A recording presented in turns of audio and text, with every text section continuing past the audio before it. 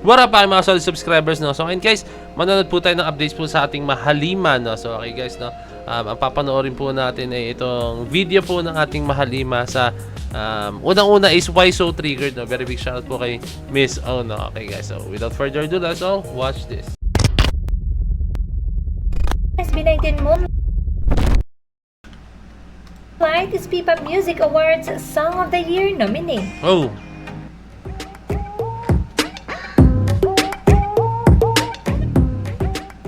Yes, SB19's Moonlight is nominated at P-Pop Music Awards 2024 Song of the Year.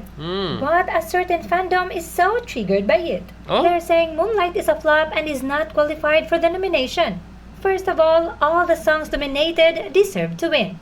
And Moonlight, who has charted in 36 countries for the nomination and is not Okay, basahin natin ito maigi, no? Kahit matalo ang Bini, dito okay lang. Kasi lahat ng kanta deserve, maliban na lang sa isang flop na song. What?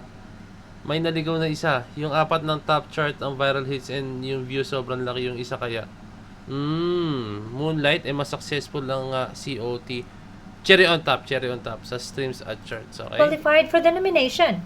First of all the songs nominated deserve to win. Dilaw, Pantropiko, Salamin, Sining. Okay. And Moonlight, who has charted in 36 countries in iTunes Global Chart and has peaked at number 10 in the worldwide iTunes chart and is the first Filipino song to enter Kugo, China's premier streaming platform, at number 3 and has also made Okay waves guys, no? Okay. in Europe Massive 40 UK charts at number 31 is definitely a Song of the Year material. Okay. Now, Dito tayo guys, no, sa topic na to, no? Kasi may nakita ako mga comments na hindi siya nag-view ng ganito kagrabe, no? As in, hindi daw siya nag-view ng gantong views, as in a certain views, no?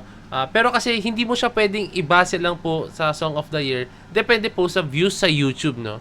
Hindi mo siya po pwedeng ibase doon, no? Marami po yan, like, mag number 1 siya sa ibang bansa, di ba? Kasi syempre, iba, I think, binabase nila yan sa YouTube, sa views sa YouTube, no? Or sa mga streaming platforms, pwede rin, no? Pero kasi, pag halimbawa sa ibang bansa, guys, may kita naman yung parang pinaka-graph niyan, guys, no? Kung saan siya pinaka-pumatok, no? Hindi naman siya to the point na Song of the Year sa Pilipinas, no? Song of the Year siya, sa all over the world. Siyempre, since this is a P-Pop Music Awards, tama ba, guys, no? P-Pop Music Awards siya, no? Let's take a look at it. Baka mamalita yung sasabihin, no? Okay. Song of the Year siya, guys, eh. So, for me, P-Pop Music Awards, tingnan ko, guys, tingnan ko lang ito maigi, wait lang. Tama nga, guys, no? P-Pop Music Awards siya. From the word itself, P-Pop, no? Pero, for me lang, guys, for me, this is just my own opinion, no? Hindi porke sinabi na P-Pop, kailangan na mag-dominate ka sa Pilipinas, no? And, alam niyo naman, SB19, nag-dominate sila sa ibang bansa, no? As in, maraming bansa talaga dinominate nila, no? And, ayun, pinakita lang po nila na yung P-Pop itself, guys, no? Makikilala tayo as P-Pop, no? Hindi naman siya sinabi na P-Pop only in the Philippines only awards, no? Hindi naman sinabi gano'n, no? Or P-Pop only in the territory of Philippines, no? Hindi naman siya generalize as that, no?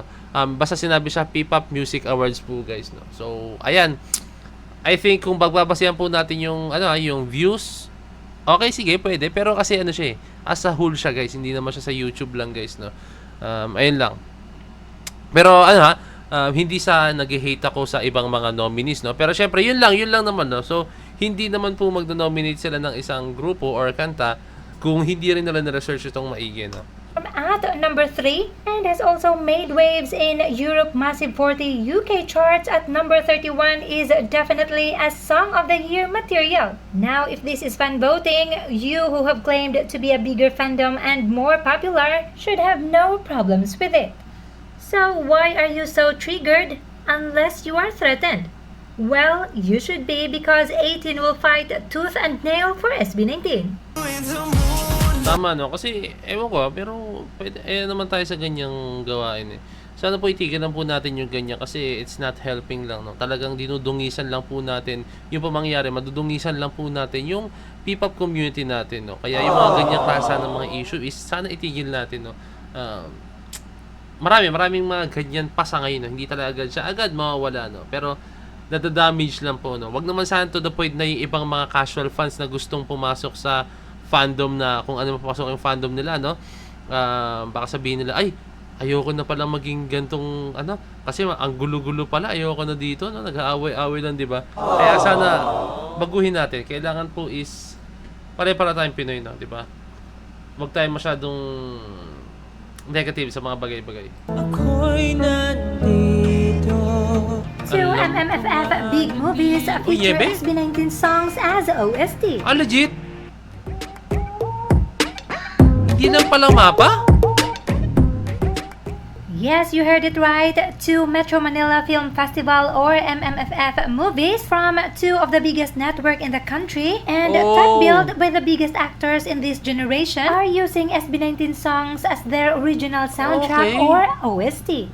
We have And the Breadwinner is from ABS-CBN, top billed by Vice Ganda and is using MAPA as its OST. Huwag mag-alala, ipikit ang iyong mata, tana, pahinga muna. Now we have GMA7's Green Bones, top billed by Dennis Trillo and Ruru Madrid with Niebe as its OST. Ako'y nandito. Gagi ang SB19 angas. songs are getting the recognition it deserves. Now let's wait for Liham and Ilaw to get its spotlight. Ako guys, ito this is just my own opinion guys, no. Hindi po makukuha yung mga yan, no. Dito makikita guys yung artistry po talaga ng SB19, no. Hindi sila gumagawa ng kanta na walang meaning, hindi sila kumakanta na para lang sa mga love life, mga gano'n, no? Hindi talagang napaka-make sense. Kumbaga, napaka-make sense, no? Talagang nagme-make sense po talaga lahat ng ginagawa nila, no? Like, may meaning, like, paano ko sabihin to, no? Napaka-meaningful lahat po ng ginagawa nilang kanta, no? Kung hindi tungkol sa pag-motivate sa sarili, para rin po ito sa bayan natin, para rin po ito sa pag-asa, bagong pag-asa. Napakarami guys kanta nila po talaga. Talagang napaka-meaningful, no? Hindi siya yung to the point na kanta para sa babae or love life. Like broken hearted, no? So ayun, napakagaling po talaga natin mga lima. Na-appreciate na po lalo, no, ng ito like this one, yung mga movies na pwedeng gawing OST, no? Kasi maganda guys pag nakagawa itong OST, no? Lalo na pag halimbawang yung movie na yun is nag-boom po talaga, no? Parang may immortalize po yung kantang yun, no? Lalo na kunyari kay Vice Ganda, nag-boom yun, nagnalo yun ng yun, nanalo siya, maraming awards, and then tumaas yung gross niya talaga as in, no? And at the same time, kaakibat niya ron is yung kantang Mapa, no? Although alam natin guys sa sobrang solid ng Mapa, no? Alam niyo naman yung mga na-achieve nung Mapa na kanta ng SB19, no? Pero alam mo yun, mas magbo-boom pa ulit siya lalo, no? Kumbaga ano siya, tataas ulit yung pinaka yung graph niya, no? Parang okay, sige, nung time na yun, ganyan na siya. Like, hindi na siya ganun ka-ano, no? Pero syempre, pag nangyari yun, is gaganon ulit siya, no? So, ayun. Ayun yung, tapos may immortalize siya, no? Like, tuwing mapanood mo yung movie na yun, is, ang maalala mo, is yung mapa na kanta, no? Diba? So, ayun lang, nakakatuwa na ganito po yung nangyayari. Nagulat ako dito sa Green Bones, ha? Napakagaling talaga nating Mario. Nakaka-proud po talaga sila, as in, no? Very well deserved nila lahat ng kanilang tatanggap dahil po sa kanilang pagpupursige rin po talaga, no? And alam niyo yan, no? Ating mahalima, sobrang deserving po sa lahat ng ganitong klaseng achievement. So, ayun lang guys, maraming salamat. So, this is Point of It signing out. Peace. Let's see.